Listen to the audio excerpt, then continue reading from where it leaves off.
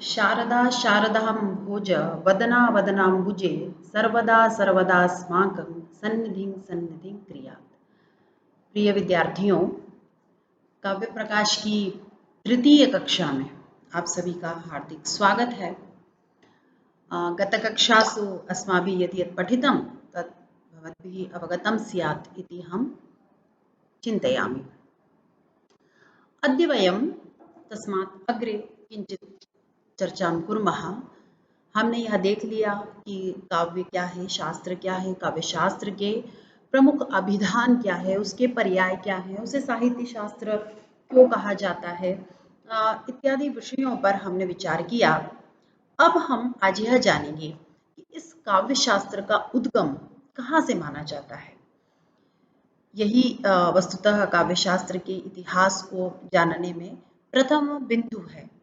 तो जैसे कि हमारी भारतीय आस्था है कि हम सभी विद्याओं का मूल वेदों को मानते हैं, और यद्यपि साक्षात संबंध न होते हुए भी हम यह विश्वास पूर्वक कह सकते हैं कि साहित्य शास्त्र या काव्य का उद्गम वेद ही है। क्यों? क्योंकि परमात्मा को वेद में कवि कहा गया है और वेद को देव का अमर काव्य कहा गया है। देवस्य पश्य काव्यम न ममार न जीर्यति। तो वेद स्वयं अपने आप में काव्य है, छंदोबद्ध रचना है वह। यह एक भिन्न विषय है कि वेद अपौरुषेय है, साक्षात परमात्मा के निश्वास के रूप में निःसृत हुआ है। किंतु जो लौकिक काव्यों का बीज है वह भी निश्चित रूप से वहीं विद्यमान है। पुनः दूसरी दृष्टि से देखें तो जो काव्य सौंदर्याधायक तत्व हैं, जिनके विषय में प्रथम अथवा द्वितीय कक्षा में मैंने चर्चा की होगी कि जो गुण हैं, ओज प्रसाद माधुर्य आदि, वैदर्भी गौड़ी पांचाली आदि रीतियां हैं, शब्दालंकार अर्थालंकार आदि अलंकार हैं, ध्वनि तत्व है, औचित्य है, रस है, इत्यादि जो सभी काव्य के सौंदर्य को बढ़ाने वाले तत्व हैं, उन सभी तत्वों पर विचार वैदिक मंत्रों में भी किया गया है। अर्थात वे तत्व उन मंत्रों में दृष्टिगोचर होते हैं जिन पर विद्वानों ने अनेक अनुसंधान किए हैं। अर्थात ये सभी तत्व मूल रूप से वहाँ विद्यमान हैं और उन्हीं का विस्तार करते हुए कालांतर में आचार्यों ने इस शास्त्र में इन तत्वों को प्रतिष्ठित किया, और वे शास्त्र अपने अपने संप्रदाय को बनाते हुए वे विद्वान प्रतिष्ठित हुए उन शास्त्रों के माध्यम से। अब हम थोड़ा सा आगे बढ़ते हैं।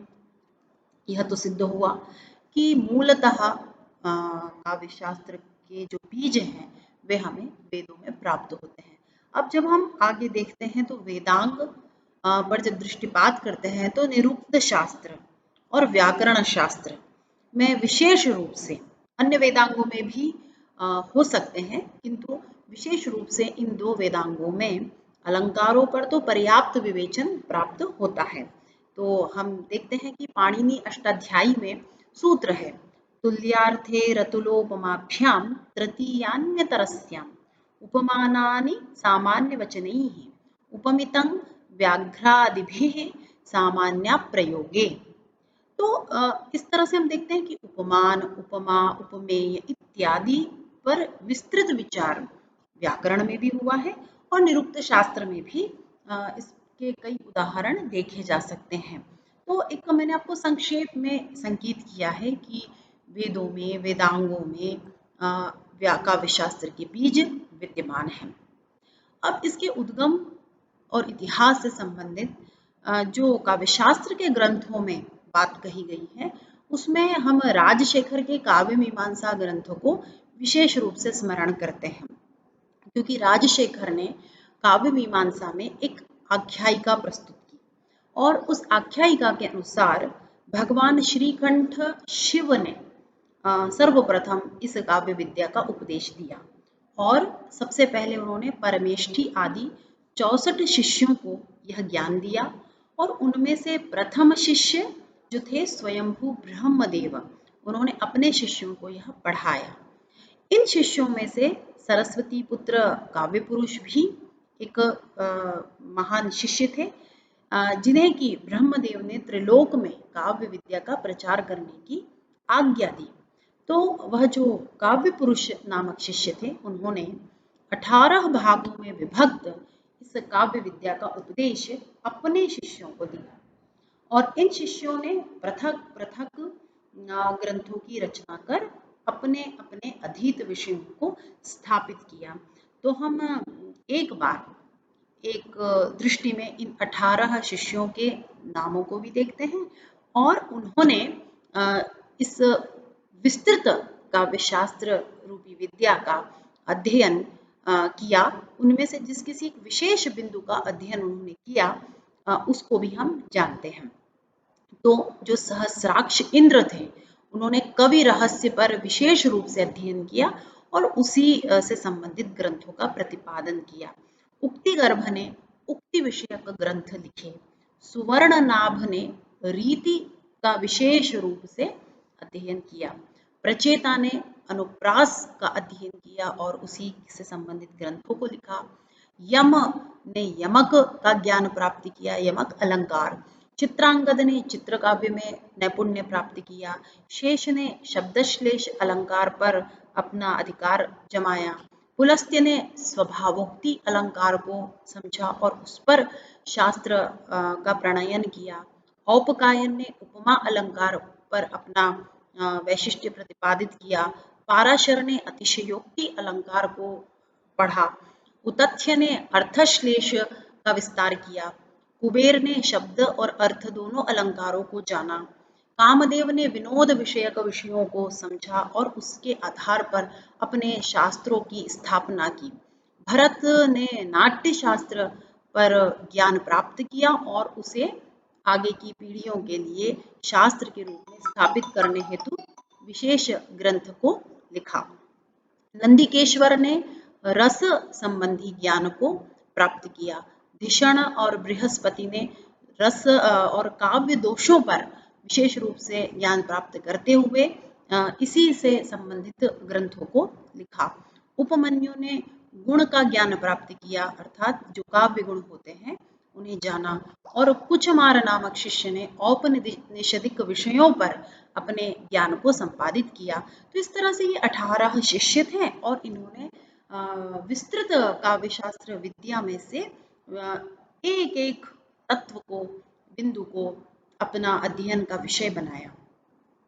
यह सब बताते हुए राजशेखर अपने ग्रंथ अर्थात काव्य मीमांसा का औचित्य सिद्ध करते हैं कि ये जो 18 शिष्य थे जिन्हें काव्य पुरुष ने शिक्षित किया, इन्होंने भिन्न भिन्न रूप से अपने ग्रंथों का प्रतिपादन किया और इस तरह से यह काव्य विद्या अनेक ग्रंथों में विस्तृत हो गई।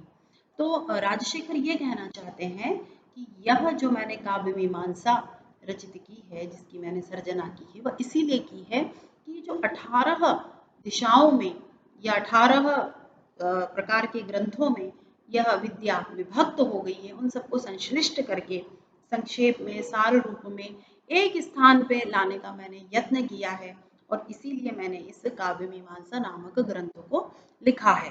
तो इस तरह से राजशेखर बात कहते हुए अपने ग्रंथ का महत्व और औचित्य भी प्रतिपादित कर देते हैं। तर्हि अस्माभिः किम् अवगतं यत् काव्यशास्त्रस्य मूलरूपेण बीजानि कुत्र वर्तन्ते? वेदेषु एव। वयम् एतदेव सर्वदा कथयामः यदस्माकं सर्वासामपि विद्यानां मूलं तु वेदे एव सन्निहितम् अस्ति। न केवलं वयं वदामः, इदानीं तु वैदेशिकाः अपि एतत् अवगच्छन्ति, अङ्गीकुर्वन्ति च। पुनः द्वितीयम् एतत् अस्माभिः ज्ञातं यत् निरुक्तशास्त्रे वा व्याकरणशास्त्रे अलङ्कारादीनां विवेचनं लभ्यते, अन्यत्रापि अवश्यं स्यात्। पुनश्च राजशेखरकृत काव्यमीमांसायाम् एका आख्यायिका दत्ता अस्ति। तत्र पौराणिकम् आधारं स्वीकृत्य राजशेखरेण एतत् सर्वं लिखितं। तर्हि तत्र तेन उक्तं यत् एवम् आदौ शिवेन एव एषा विद्या प्रदत्ता, तदनन्तरम् एषा विद्या एवं विविधेषु शिष्येषु संक्रमिता जाता और तदनन्तरं सर्वेषां मतानां संश्लेषणं कृत्वा एकस्मिन् ग्रन्थे काव्यमीमांसा नाम्नि ग्रन्थे तत्र स्थापितवान् राजशेखरः इति राजशेखरः कथयति। तर्हि एवम् अस्माभिः एतत् सर्वं ज्ञातम्। इसके पश्चात अब हम यह देखेंगे कि इस काव्य शास्त्र का जो कालक्रम है उस पर थोड़ा विचार करेंगे, क्योंकि हमने यह आरंभ में यह बात आपसे कही थी कि हम काव्य शास्त्र के इतिहास को थोड़ा बहुत जानने का प्रयत्न करेंगे। यद्यपि यह अपने आप में एक विस्तृत विषय है और इस पर कई कक्षाएं हो सकती है, किंतु मैंने यह प्रयत्न किया है कि मैं अति संक्षेप में आपके समक्ष इन सभी तथ्यों को प्रस्तुत करूं जो विशेष रूप से आपके लिए जानने योग्य है। तो हमने काव्य मीमांसा की बात को समझा और यह जो आख्यान उन्होंने दिया है, यह इस प्रकार का आख्यान और किसी ग्रंथ में नहीं मिलता, किंतु उन्होंने इस पर विचार किया है और वह भी अपने आप में एक विशिष्ट मत है। अब हम काव्यशास्त्र के काल विभाजन पर चर्चा कर रहे हैं। तो अभी जैसा हमने देखा कि मूल रूप से इनके काव्यशास्त्र के जो बीज हैं वे वेदों में प्राप्त होते हैं। उसके पश्चात वेदांगों में पाणिनि की अष्टाध्यायी में हमने कुछ उदाहरण देखे और इस तरह से 500 विक्रम पूर्व तक हमने अलंकार शास्त्र के तत्वों की ऐतिहासिकता किस प्रकार की है इसको हमने देखा। किंतु काव्य शास्त्रीय तत्वों का शास्त्र के रूप में यदि प्रतिपादन हम देखना चाहें तो उसे हम वेदों से नहीं मान सकते और न उसे हम वेदांगों से मान सकते हैं, क्योंकि वहां पे हमने बात यह स्पष्ट की कि बीज रूप में वहां प्राप्त होता है। लेकिन यदि कोई यह कहे कि वेद ही काव्य शास्त्र के मूल आधार ग्रंथ थे या वहां नियमों के रूप में प्रतिपादन प्राप्त होता है, तो ऐसा नहीं है। इसके लिए हम श्रेय देते हैं आचार्य भरत मुनि को। वे ही सर्वाधिक प्राचीन आचार्य दृष्टिगोचर होते हैं और एक मत से विद्वानों ने इसे स्वीकार किया है कि काव्य शास्त्र का शास्त्र के रूप में उसकी स्थापना करना और जो शास्त्रीय तत्व हैं उनका शास्त्र के रूप में व्याख्यान करना, यह कार्य भरत मुनि ने ही किया। भरत मुनि ने बृहद ग्रंथ नाट्य शास्त्र की रचना की जिसमें 36 अध्याय हैं और उसमें उन्होंने काव्य शास्त्रीय तत्वों का विस्तार से विवेचन किया है। भरत मुनि के काल के विषय में विद्वानों में बहुत विवाद है, फिर भी बहुमत से माना जाता है कि विक्रम से 2 शताब्दी पूर्व से लेकर तो 2 शताब्दी बाद तक भरत मुनि का काल माना गया है विद्वानों के द्वारा। तो इस तरह से अब जब हम देखते हैं तो अलंकार शास्त्र का इतिहास विक्रम पूर्व द्वितीय शताब्दी से लेकर 18वीं 9वीं शताब्दी तक लगभग 2000 वर्षों में फैला हुआ है। हम जब भी किसी विषय को पढ़ते हैं, कोई भी वो विद्या हो, कोई आधुनिक विद्या भी हो सकती है, हमारे प्राचीन शास्त्र तो हैं ही सही, लेकिन हमें सर्वदा यह जानने का यत्न करना चाहिए कि इस विद्या का आरंभ कहाँ से है, इसका उद्गम कहाँ से है, जिससे हमें यह ज्ञान होता है कि इसका इतिहास क्या था, वर्तमान क्या है और हम इसमें कार्य करके भविष्य में क्या कर सकते हैं। इसीलिए सर्वदा हमें ऐतिहासिक कालक्रम को जानने का यत्न करना चाहिए। तर्हि वयं पश्यामः प्रायः 200 वर्षाणि यावत् काव्यशास्त्रस्य विषये विवेचनम् अभवत्, सम्प्रति अपि जायमानमस्ति। आधुनिक विद्वान भी निरंतर काव्यशास्त्र पे कार्य कर रहे हैं और अनेक ग्रंथों की रचना आज भी हो रही है। लेकिन प्राचीन दृष्टि से जब हम देखते हैं तो इस इतिहास को हम 2000 वर्षों के इस इतिहास को 4 भागों में बांट सकते हैं। यह एक महत्वपूर्ण विषय है, अनेक परीक्षाओं में इस तरह के प्रश्न होते हैं, अतः मैं आपसे भी यही कहूँगी कि आप इन सभी तथ्यों को स्मरण रखें। तो इस इतिहास को 4 कालों में बांटा गया: प्रारंभिक काल, रचनात्मक काल, निर्णयात्मक काल तथा व्याख्या काल। तो ये जो प्रारंभिक काल था, इसे हम, जैसे हमने कहा कि वेदों में बीज प्राप्त होते हैं, तो वेदों का काल भले निर्धारित किया गया, लेकिन फिर भी हम मानते हैं कि वे इस सृष्टि के आरंभ से है। तो हम कहते हैं कि काव्यशास्त्र का जो काल है वो अज्ञात काल से आरंभ होकर के आचार्य भामह तक उसे माना गया है। इस काल के दो ही प्रमुख आचार्य दिखाई देते हैं, भरत मुनि और भामह, जिन्होंने काव्यालंकार नामक ग्रंथ लिखा। तो इस तरह से जो प्रारंभिक काल काव्यशास्त्र के इतिहास का है, उसके प्रमुख दो आचार्य हैं, और उसका काल हम देखें तो वो अज्ञात काल से लेकर भामह तक है।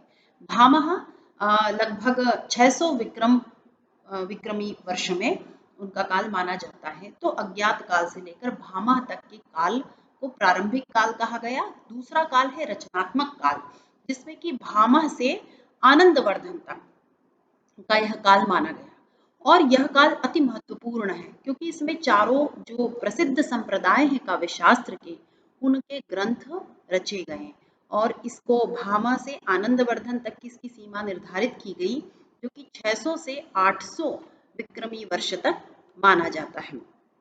तो इसमें जो चारों संप्रदाय थे प्रमुख, अलंकार संप्रदाय, रीति संप्रदाय, रस संप्रदाय तथा ध्वनि संप्रदाय, इन चारों संप्रदाय के प्रमुख आचार्यों ने अपने ग्रंथ लिखे।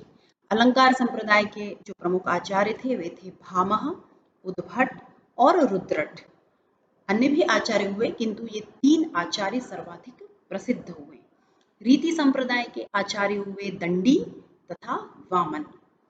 फिर रस संप्रदाय की स्थापना में जिनका प्रमुख योगदान रहा, यद्यपि भरत मुनि से वह रस संप्रदाय आता है, किंतु जो इस काल में ग्रंथ लिखे गए वो भट्टलोल्लट, शंकुक और भट्टनायक, इनके मूल ग्रंथ आज भी उपलब्ध नहीं है, किंतु यह रस संप्रदाय के प्रसिद्ध आचार्य थे जो इस काल में हुए।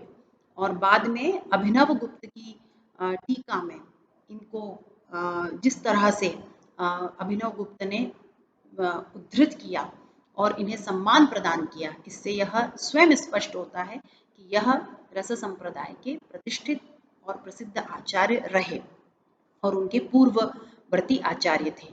फिर चौथा संप्रदाय है ध्वनि संप्रदाय, जो कि आनंदवर्धन के द्वारा स्थापित किया गया। तो इस प्रकार से यह जो मुख्य चार संप्रदाय थे, अलंकार, रीति, रस और ध्वनि, इन चारों संप्रदाय के मुख्य ग्रंथ इसी रचनात्मक काल में लिखे गए। इसलिए यह काव्यशास्त्र के इतिहास की दृष्टि से एक अति महत्वपूर्ण काल माना जाता है। इसके पश्चात जो तीसरा काल है वह है निर्णयात्मक काल, जिसे कि हम आनंदवर्धन से मम्मट तक मानते हैं।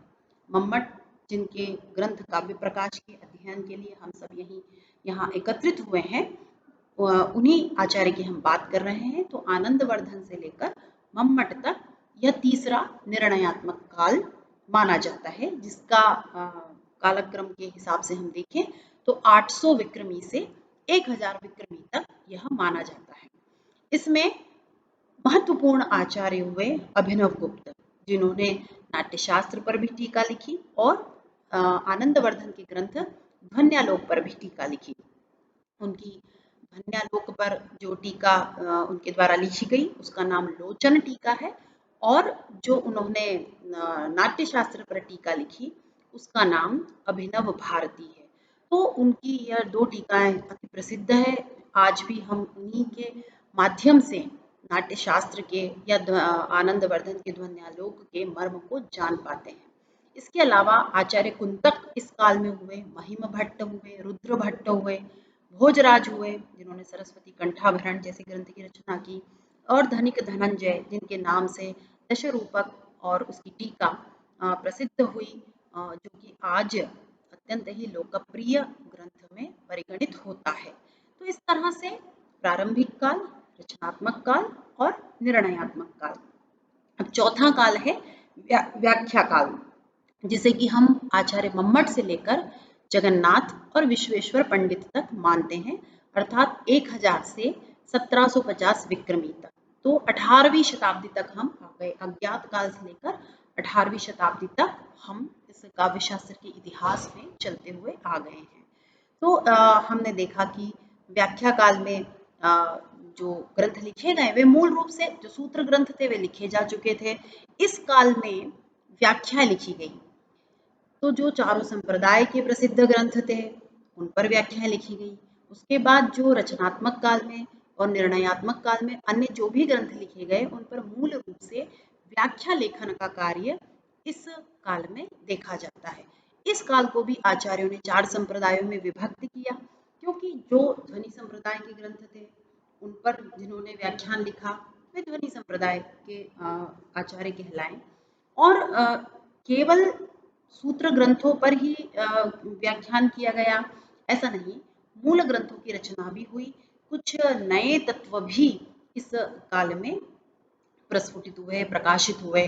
तो इस काल को भी आचार्यों ने 4 संप्रदायों में विभक्त किया, जिसे हम देखते हैं। पहला संप्रदाय है ध्वनि संप्रदाय, और इस काल में ध्वनि संप्रदाय के जो प्रमुख आचार्य माने गए वे आचार्य मम्मट थे। इसके बाद में रुय्यक, विश्वनाथ, हेमचंद्र, विद्याधर, विद्यानाथ, अप्पय दीक्षित, जयदेव इत्यादि आचार्य प्रसिद्ध हुए। हम सभी को कम से कम इन आचार्यों का नाम और इनके प्रसिद्ध ग्रंथों का नाम स्मरण करना चाहिए। इसके पश्चात दूसरा जो संप्रदाय है वह है रस संप्रदाय, और इसके जो प्रमुख आचार्य इस काल में हुए वे थे शारदा तनय, भानुदत्त, सिंह भूपाल, रूप गोस्वामी आदि। एक विशिष्ट संप्रदाय कवि शिक्षा संप्रदाय, इसके जो सबसे प्रमुख आचार्य कहे जाते हैं वे है राजशेखर, जिन्होंने काव्य मीमांसा नामक ग्रंथ लिखा, और बड़ा ही विशिष्ट शैली में लिखा हुआ बहुत ही अच्छा ग्रंथ है। उसे भी आप अवसर प्राप्त होने पर अवश्य पढ़िएगा। और भी जो आचार्य हैं इस कवि शिक्षा संप्रदाय के वे क्षेमेंद्र, हरिसिंह, अमरचंद्र, देवेश्वर आदि। और उसके बाद जो चौथा संप्रदाय विद्वानों ने माना वह है अलंकार संप्रदाय, और इसके प्रमुख आचार्य हुए पंडित राज जगन्नाथ, विश्वेश्वर पांडेय आदि। तो इस प्रकार से हमने देखा कि 2000 वर्षों के इस इतिहास को हमने 4 कालों में बांटा, और जिसमें हमने अज्ञात से लेकर भरत मुनि, फिर भामह, उसके बाद चारों संप्रदाय आए, अलंकार, ध्वनि, रस, रीति आदि। उसके बाद में निर्णयात्मक काल आया और फिर व्याख्या काल आया। इस आधार पर एक विभाजन होता है, और उसके बाद इन सब में जो एक विशिष्ट स्थान प्राप्त हुआ वो प्राप्त हुआ ध्वनि सिद्धांत को। तो जैसा हमने देखा कि ध्वनि सिद्धांत के जो प्रतिष्ठापक आचार्य हैं वे तो आनंदवर्धन हैं, और फिर कालांतर में इस ध्वनि संप्रदाय पर से जब लोगों ने भिन्न भिन्न प्रकार की व्याख्याएं और नए नए तत्वों का उद्भावन करके इस ध्वनि को के स्वरूप को थोड़ा धूमिल सा कर दिया, तब आचार्य मम्मट आए और उन्होंने पुनः अपने एक ही ग्रंथ के द्वारा, काव्य प्रकाश के द्वारा, पुनः उस ध्वनि के सिद्धांत को इस तरह से प्रतिष्ठित किया कि वे परमाचार्य हो गए, और आज तक उस ध्वनि का विरोध या उस ध्वनि वह ध्वनि नहीं है इस तरह का कहने का साहस कोई आचार्य नहीं कर सका। तो यह ध्वनि तत्व एक निर्णायक तत्व के रूप में आया, अर्थात इसके आधार पर भी आचार्यों ने काल को विभक्त करने का प्रयत्न किया, और उन्होंने सीधे सीधे कहा कि हम पूरे काव्यशास्त्र के इतिहास को 3 भागों में बांट देते हैं, एक ध्वनि के पूर्व का काल, एक ध्वनि काल, और एक ध्वनि के पश्चात का काल। तो ये बड़ा ही आसान था कि जो ध्वनि काल है वो आनंदवर्धन का है, उसके पूर्व का काल अर्थात आरंभ से आनंदवर्धन तक, अर्थात आरंभ से 800 विक्रमी तक का काल हम पूर्व ध्वनि काल कह सकते हैं। उसके पश्चात आया ध्वनि काल जो कि आनंदवर्धन का काल है, जिसे 800 विक्रमी से लेकर हम आचार्य मम्मट अर्थात 1000 विक्रमी तक मानते हैं। और उसके पश्चात आया ध्वनि काल, जिसे कि हम मम्मट से लेकर जगन्नाथ तक, जिन्होंने रस गंगाधर की रचना की, अर्थात 1000 विक्रमी से लेकर 1750 विक्रम तक हम इसे मानते हैं। तो इस आधार पर भी काल का विभाजन किया गया। तो मैं ऐसा समझती हूँ कि हमने अति विस्तार से इस बात को समझा कि किस तरह से इस काल को विभक्त किया गया, पहले 4 कालों में, और उसके पश्चात हमने ध्वनि को आधार बनाकर इसके 3 भेद किए। तो यह एक महनीय शास्त्र है, इसका इतिहास अति प्राचीन है, वेदों से जिसका आरंभ है, उस शास्त्र के एक ग्रंथ काव्य प्रकाश को हम सभी यहाँ पढ़ने के लिए एकत्रित और उपस्थित हुए हैं। तो हम इसके महत्व को समझे, जाने, इसी दृष्टि से मैंने आपके सम्मुख यह इतिहास की पूरी एक जो इतिहास का एक चित्र था वो आपके सम्मुख प्रस्तुत करने का प्रयत्न किया है। तो अब अगली कक्षा में हम इसके बाद विशेष रूप से जो आचार्य काव्य शास्त्र के हुए हैं उन पर कुछ चर्चा करेंगे। धन्यवाद।